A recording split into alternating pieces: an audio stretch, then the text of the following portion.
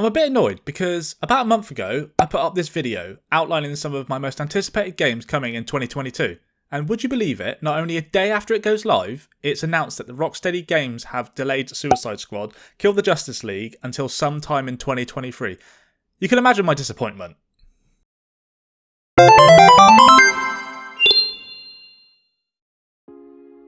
So, what happened? According to Bloomberg, they reported that people familiar with the game had said that Warner Bros. Had quietly delayed the game until 2023.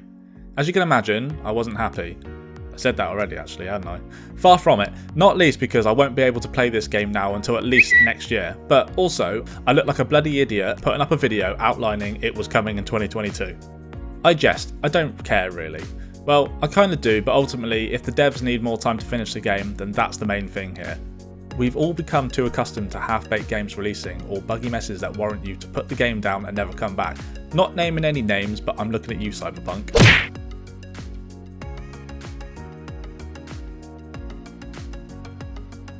The other thing to factor in at this point, in case it wasn't glaringly obvious, is the pandemic. It's still very much an issue for many developers the world over, and this will no doubt affect production and development. The game was originally announced in August 2020, but based on the fact that people don't really know where the world was going to be at the time, it's easy to misjudge timings. I know I've done it. Ben, I said I'd get another video up in a week's time. Life's hard right now, okay?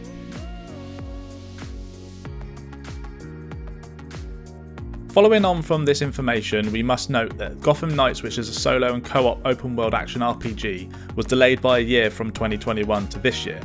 Now, I imagine the fact that Suicide Squad is also a co-op game meant that maybe Warner Bros. Didn't want two co-op games set within the Batman universe releasing in the same year.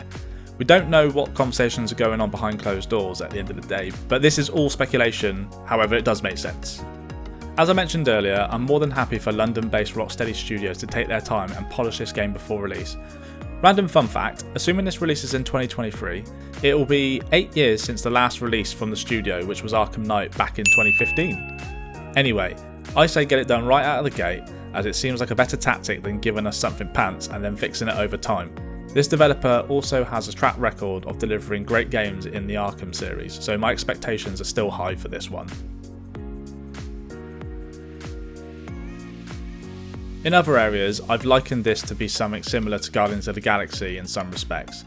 So if you haven't played that and you're not some sort of Marvel vs DC snob, and let's face it, there's a lot of us like that, I'm more of a Marvel person myself, go give this game a go in the meantime.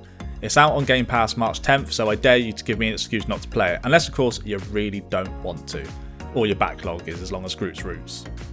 As always, thank you for watching this video, so once you've liked and subscribed to us on YouTube, you can follow us on Twitter, watch us live on Twitch, or even better if you want to hear from us, be sure to check out our Grumpy Gamers podcast, which is available every Wednesday on Spotify, Apple Podcasts, Google Podcasts, or wherever you download your pods. But for now, it's GG.